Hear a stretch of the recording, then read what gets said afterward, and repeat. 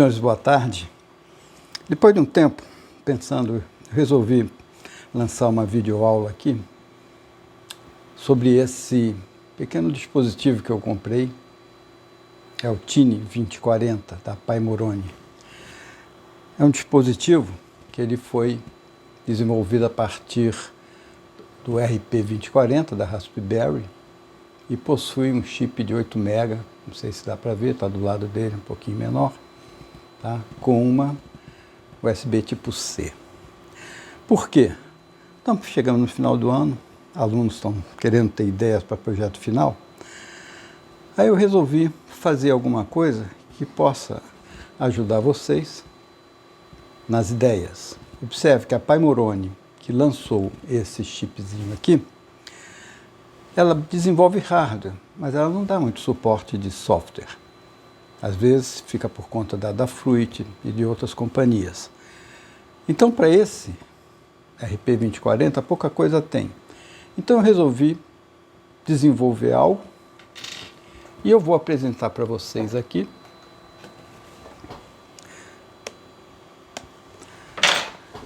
algo bem interessante, uma espécie de um porta-retratos, digamos. Na realidade, ele tem outras finalidades. Mas ele aproveita o máximo a capacidade de memória dele. Tá? E eu otimizei também o uso dos seus pinos. Ele tem 16 pinos úteis, sendo 4 de alimentação. Aí, nesse caso, eles estão perdidos, ficam só 12 pinos. Eu vou usar somente uma banda de 8 pinos para ligar esse display de 3.2 polegadas, 240 por 320, é um bom número. E eu consegui a velocidade certa, eu vou ensinar para vocês como é que vocês podem fazer para atingir a velocidade, para que possa ser agradável observar o funcionamento.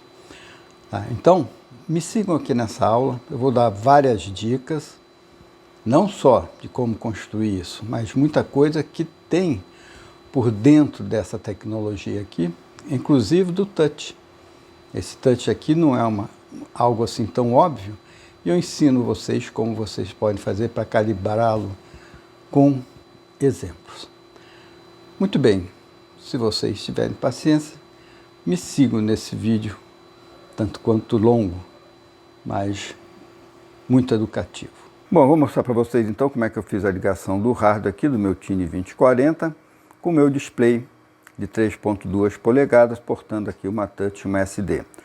Um display cuja placa possui 16 pinos, sendo que 2 aqui estão sendo sacrificados aqui para VCC e ground, e aqui a TINI 2040 com 16 pinos, sendo 4 também da mesma forma, usados aqui para VCC, ground 3,3 volts. Ok, sobra então 12 pinos aqui para ligar aqui nos 12. Sendo que 4 desses pinos aqui, à esquerda aqui, do meu TINI 24, ligados aqui a analógicas. E uma I2C aqui. Então eu liberei essa I2C para quem quiser ligar aqui um sensor de pressão, temperatura, umidade, um GPS ou tantos outros dispositivos que já existem, até fazer um mestre escravo aqui com outros dispositivos Arduino. Tá, então está aqui liberado e infelizmente eu tive que sacrificar uma porta à esquerda aqui para o chip select da touch. Então como é que eu fiz a ligação aqui? Ó? O TINI 2040 tem duas SPI do lado de cá. A designação desses pinos como SPI tem que ser feita dentro da biblioteca, eu vou mostrar para vocês, é uma novidade para vocês. Tá? Então tem lá uma biblioteca, um arquivo.h em que você vai fazer essa alteração. Se não fizer essa alteração, você não vai conseguir as velocidades necessárias. Mas vamos lá, o restart aqui do display no GP0, o A0 aqui no GP1. O SDA-SCK ligado aqui no MOSE SCK, né, SCK e MOSE, da primeira SPI. Então, matei aqui a primeira SPI e a segunda SPI eu vou ter que compartilhar com o touch com o SD. Então, eu tenho aqui que botar em paralelo aqui o MISO, o MOSE desses dois dispositivos com o MISO MOSE dessa SPI 0 e o SCK também, né, o clock também. Porém, o chip select tem que ser individual, tá? Quando você estiver usando a touch, você não está usando a SD. Então está aqui o chip select da touch ligado no GP29 e o chip select aqui no GP5. Bom, essa é a ligação, está otimizado, usei todo o lado direito aqui, então vamos ver agora como é que isso se comporta em software. Vamos dar aqui uma passada no programa, que eu estou rodando lá no sistema com o Tine 2040, eu chamei de Touch 10, é a 10ª versão. E parece estar funcionando, e eu vou colocar lá nos comentários, na descrição, vocês então entrem, baixem e alterem se quiser. Tá? Bom, eu coloquei logo de cara aqui uma informação muito importante, que se vocês não fizerem, o sistema não vai rodar rápido. Então esse aqui, vocês irão, no meu caso, esse arquivo pinsarduino.h, ele está nesse diretório RPP, que está no Variants, que está no RP2040, Pink Hard, então esse aqui é o caminho para chegar nele. Tá? Então, quando vocês chegarem lá, vocês vão ter que alterar, porque ele está prestigiado aqui, o ESP32, ESP86, Arduino, mas não para o Tine 2040. Então, vocês têm que fazer essas alterações aqui. Ele, por exemplo, o MOSE do SPI 0 está na porta 19. Nós temos que passar para a porta 3. Está lá, é só ir lá no RP 2040. E também o clock que está no 18, vocês vão então direcionar para 2U. Essas são as únicas alterações. Vocês podem usar o DIN aqui, ó. Estou usando o DIN, vou mostrar para vocês. Cadê ele aqui, ó, aqui, ó. Então está aqui. O que eu fiz? Eu defini aqui Tine RP2040 e fiz essas alterações aqui, ó.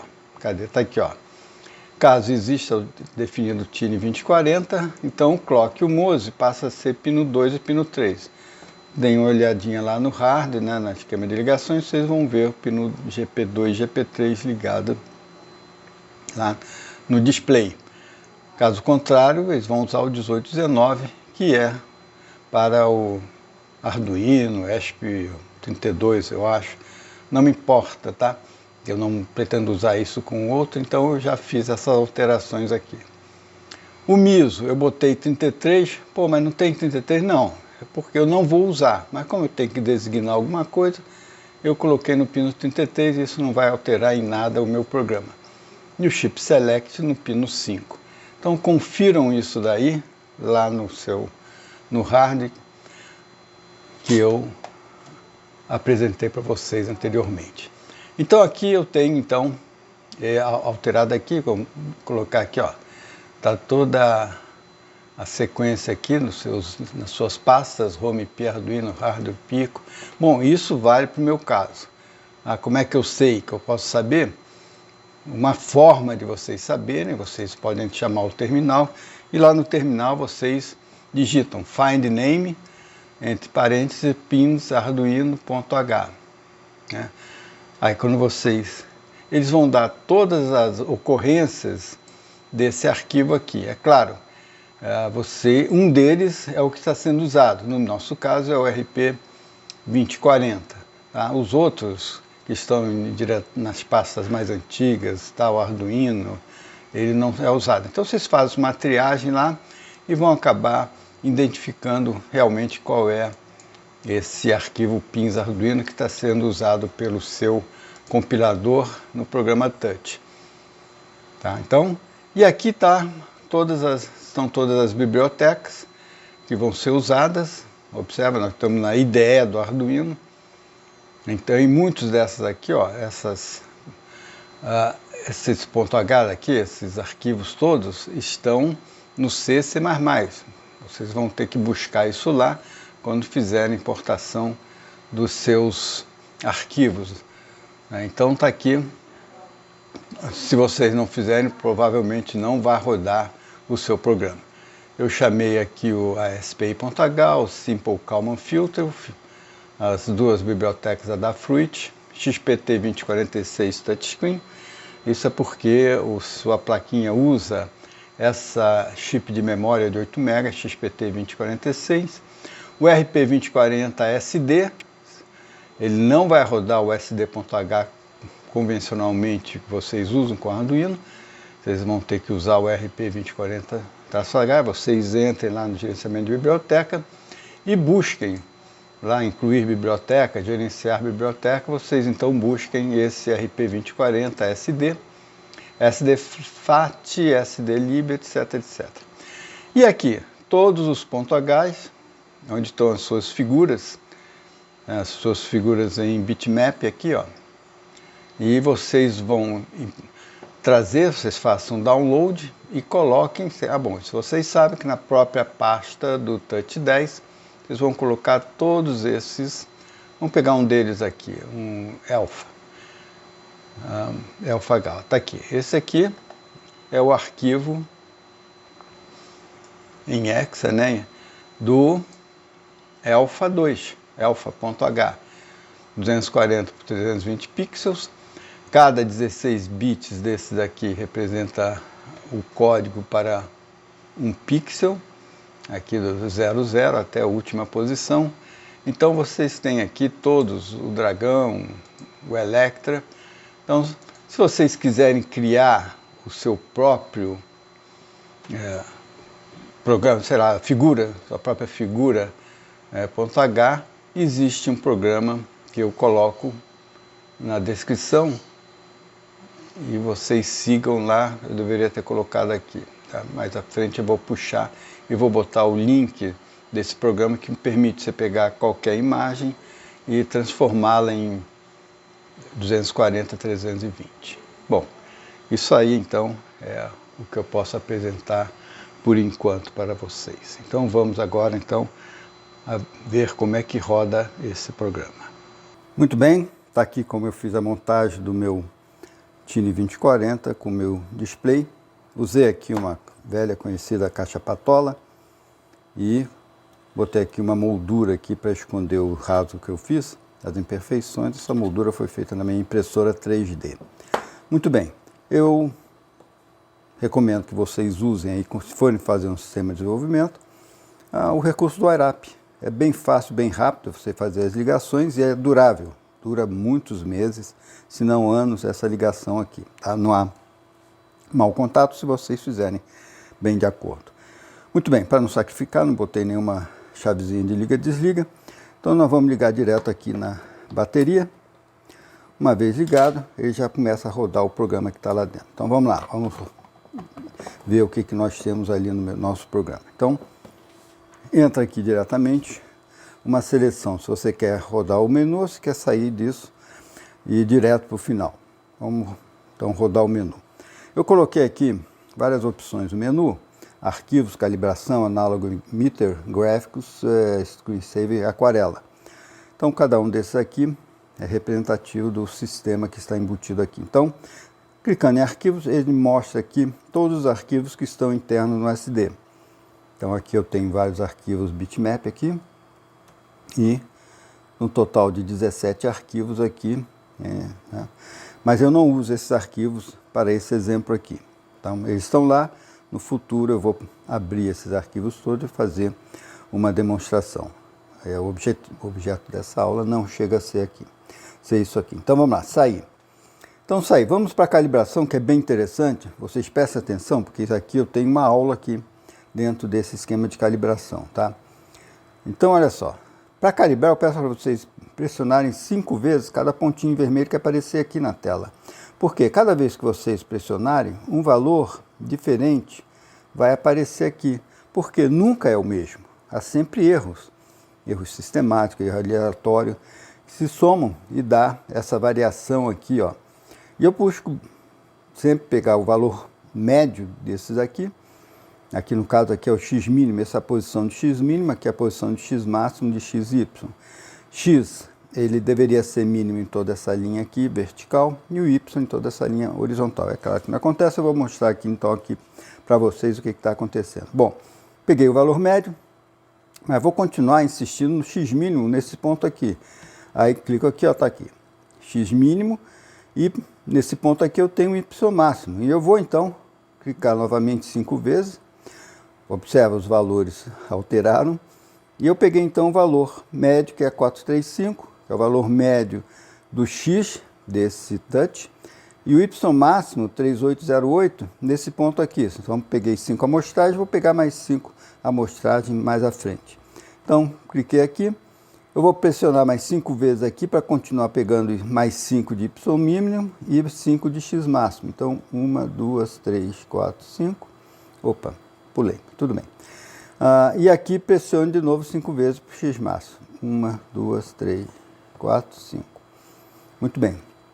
Então eu tenho aqui os valores de x máximos, valores de x mínimo já apresentado, aqui como resultado, aqui ó, x mínimo, x máximo. E aí eu posso já definir a minha reta de calibração com relação a esses dois pontos. Mas ainda, que eu não coloquei aqui, existem efeitos secundários. Toda reta de calibração, no final de escala, tem algum problema, um erro. Então eu corrigi esse erro também com mais uma retinha.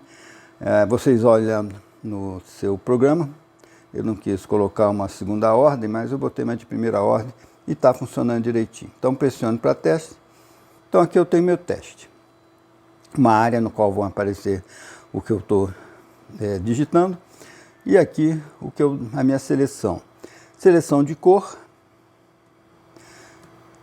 Azul, verde, amarelo, cian e magenta.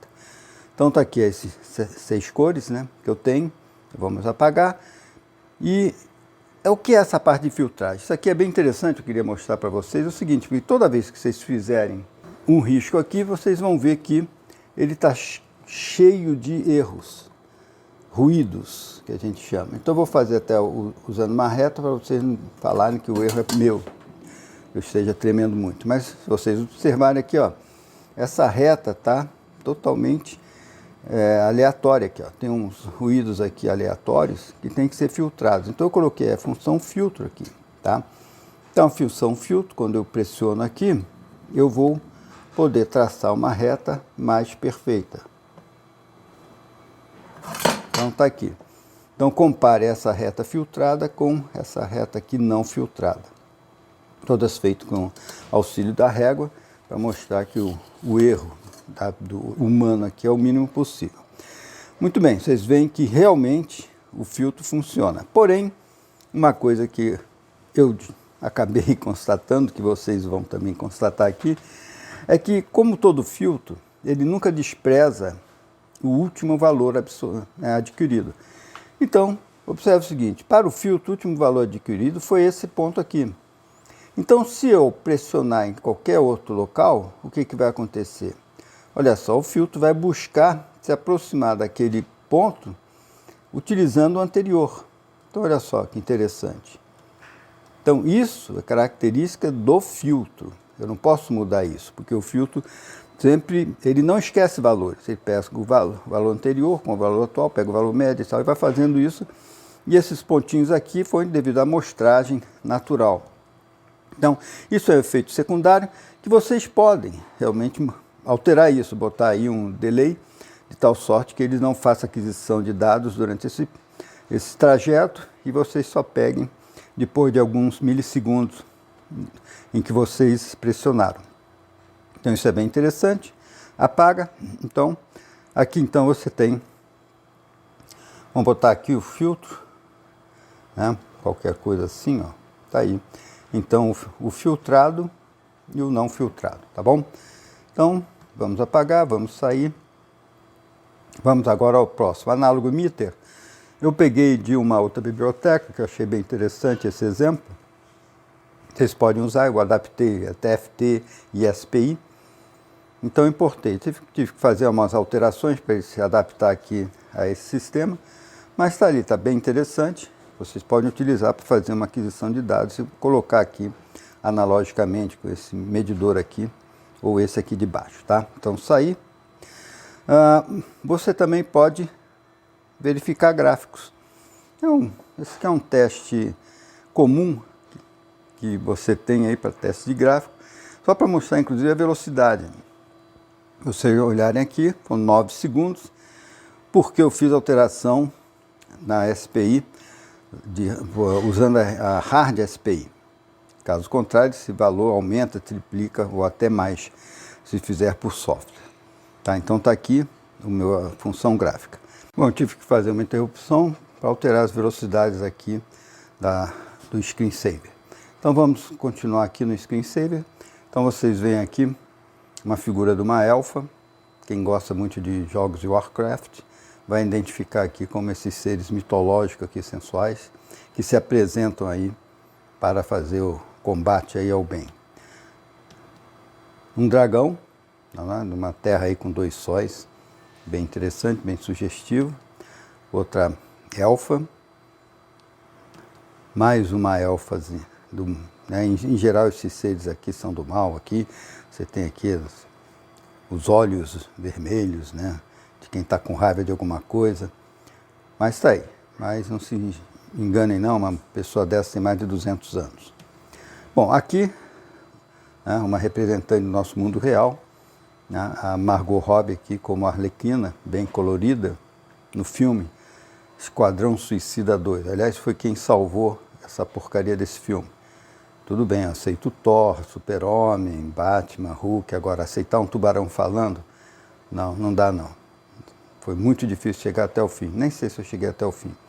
Mas está aqui Margot Robbie, né, na sua, caracterizando a Arlequina. Aqui tem outra pessoa também que eu coloquei, a minha tia-avó, Francisca Júlia da Silva, que é uma poetisa do movimento parnasiano, final do século XIX. Ela nasceu, eu acho, em 1871. Então, ela escreveu alguns poemas, um deles, inclusive, sobre a musa impassível, porque esse movimento, eles enalteciam muito que figuras lendárias, mitológicas, principalmente da mitologia grega. A romana também, mas principalmente na mitologia grega. Então ela tem alguns versos sobre isso, Musa Impassível, que é o verso mais famoso dela, em que ela descreve como é que ela gostaria de viajar pela eternidade, né, de mãos dadas com uma musa impassível, mostrando lá os grandes heróis e deuses do mundo antigo.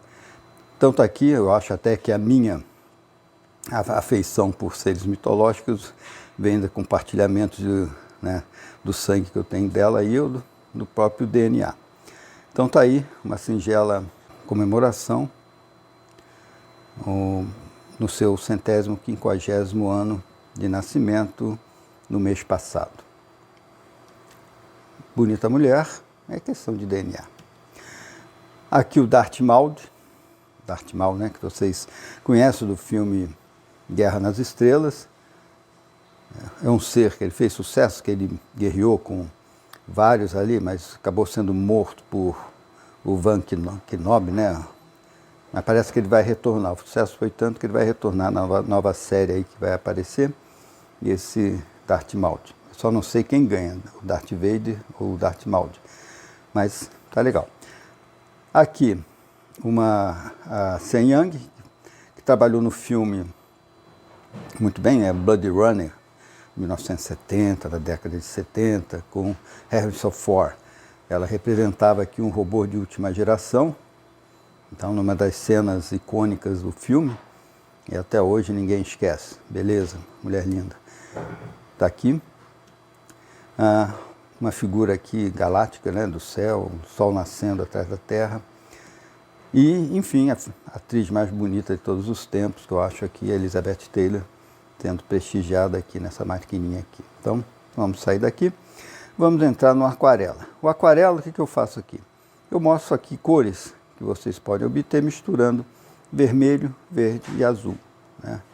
Vamos então esquecer o vermelho e azul, vamos usar o verde. Então, aqui nesse círculo central, você vai sempre estar representando as cores que estariam representando, né, sendo colocadas aqui nessas 3 barrinhas aqui. Vamos aqui eu coloquei o vermelho, vamos tirar o vermelho, vamos botar o verde. Então está aqui o verde, com as suas tonalidades, né, até o mais escuro, mais claro, etc. E o azul. Então vamos tirar. Agora, interessante, eu posso combinar cores para mostrar para vocês. Por exemplo, se vocês não sabem, vermelho misturado com verde e eu tenho amarelo. São cores aditivas, diferente de cores subtrativas, que é quando você pega um lápis de cor, se você misturar vermelho e verde, você não vai ter amarelo. Como você também pode ter uma cor, né, secundária aqui, é o magenta, quando você mistura vermelho com azul. Outra coisa, você pode também ter uma cor secundária misturando azul com verde, que vai dar então o cian. Então, são as 6 cores que eu apresentei para vocês aí naquela parte lá da calibração. Então tá aqui. Então esse aqui é a aquarela. E se eu sair daqui, então eu vou entrar aqui. Houve um bugzinho aqui. Ele deveria estar rodando por mais tempo aqui. Mas não rodou. Então, se eu sair dessa opção aqui, eu chego aqui então no meu, agora sim, né, screensaver. E eu tenho aqui esse lobinho aqui, uma série de dragões sendo apresentados aqui em várias posições, com cores vermelho e verde se alternando aqui, tá? Então é isso aí. Então este é o meu sistema de desenvolvimento. Quem quiser aproveitar a ideia, está totalmente livre. Se quiser fazer alguma pergunta, tá lá. O programa vai estar aí na descrição, completinho, como é o programa Grammarly, e não vou discutir esse programa. Mas vocês estudem, é claro. As dúvidas serão tiradas também a partir dos comentários. Então, senhores, até a próxima aula.